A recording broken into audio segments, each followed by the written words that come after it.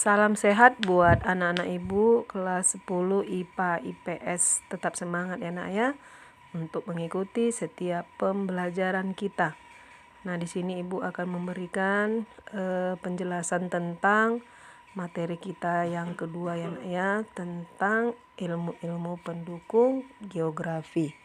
Ilmu pendukung geografi ada dua bagian. Yang pertama geografi fisik. Geografi fisik ini mempunyai 10 ilmu pendukung. Yang pertama geologi, ilmu yang mempelajari struktur, komposisi, sejarah dan proses pembentukan bumi.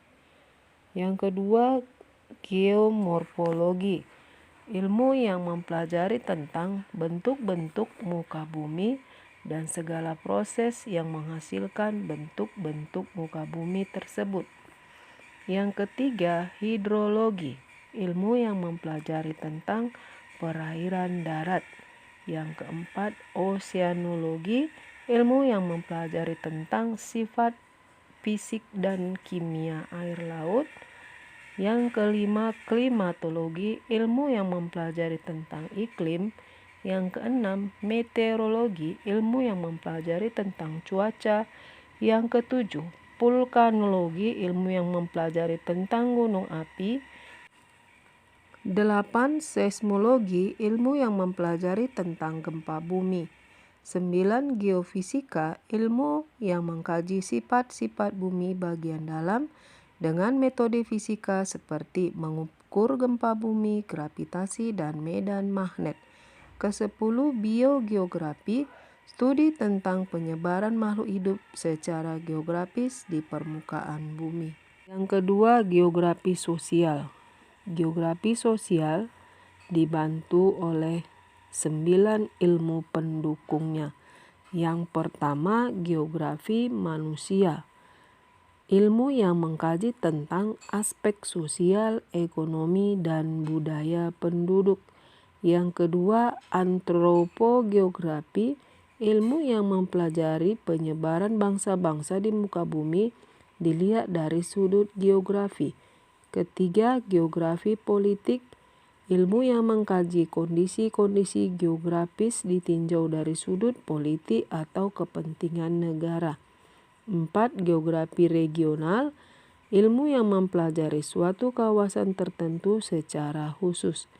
5. Sosiologi, ilmu yang mempelajari struktur sosial dan proses-proses sosial termasuk perubahan-perubahan sosial. 6. Geografi penduduk, ilmu yang mempelajari tentang jumlah, penyebaran, dan komposisi penduduk. 7. Geografi ekonomi, ilmu yang mengkaji tentang kegiatan ekonomi penduduk dalam ruang atau wilayah tertentu. 8. Geografi pedesaan, ilmu yang mengkaji tentang kondisi-kondisi wilayah pedesaan termasuk masyarakatnya dari sudut geografi. 9. Geografi kota, ilmu yang mengkaji tentang keadaan wilayah kota termasuk masyarakatnya dari sudut geografi. Demikianlah 19 ilmu pendukung geografi ya, baik geografi fisik maupun geografi sosial yang fungsinya membantu kita untuk mempelajari ilmu geografi yang mempunyai objek kajian yang sangat luas dan beragam, yang mempelajari seluruh aspek yang ada di bumi, baik itu aspek fisik maupun aspek sosial. Selanjutnya, objek studi geografi. Geografi sebagai sebuah ilmu mempunyai objek kajian. Nah, sebagai objek kajian dari ilmu geografi itu ada dua bagian. Yang pertama, objek material. Nah, objek material geografi ini adalah geosfer atau lapisan bumi yang terdiri dari 5 lapisan. Yang pertama, lapisan udara yang disebut dengan atmosfer. Yang kedua, lapisan air yang disebut hidrosfer. Yang ketiga, lapisan batuan yang disebut litosfer. Yang keempat, lapisan flora dan fauna atau makhluk hidup yang disebut biosfer. Yang kelima, lapisan manusia yang disebut antroposfer. Nah, objek yang kedua adalah objek formal. Objek formal adalah region atau wilayah di permukaan bumi, tempat di mana gejala-gejala atau fenomena geosfer berada atau tersebar yang mengalami perubahan, perpindahan, serta memiliki perbedaan. Objek formal juga merupakan suatu sudut pandang dan cara berpikir terhadap suatu gejala atau fenomena yang ada di permukaan bumi, baik itu yang bersifat fisik ataupun sosial, dan selalu muncul pertanyaan mengenai di mana suatu gejala atau fenomena terjadi dan mengapa terjadi di suatu tempat.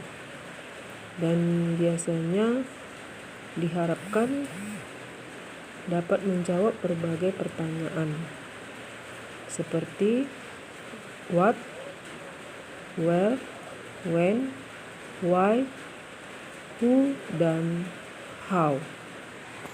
Untuk ruang lingkup geografi secara umum adalah ruang lingkup geografi itu sangat luas ya, karena mencakup semua aspek yang ada di bumi, baik itu aspek fisik maupun aspek sosial. Nah, untuk ilmu geografinya sendiri itu bisa dibagi menjadi 3 bagian ya.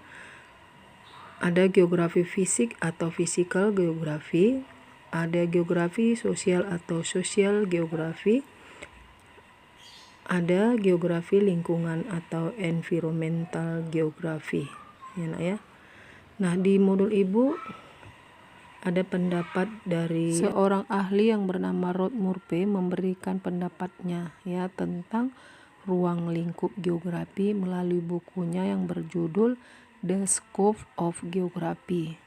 Nah, di dalam bukunya itu ada 3 pendapatnya tentang ruang lingkup geografi.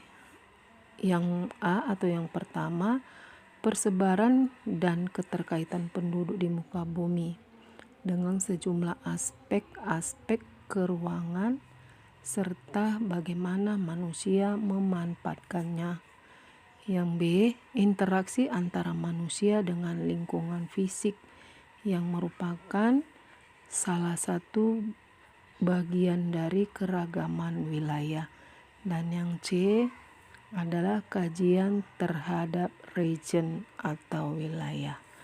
Nah, itulah pendapat Rod Murphy untuk ruang lingkup geografi.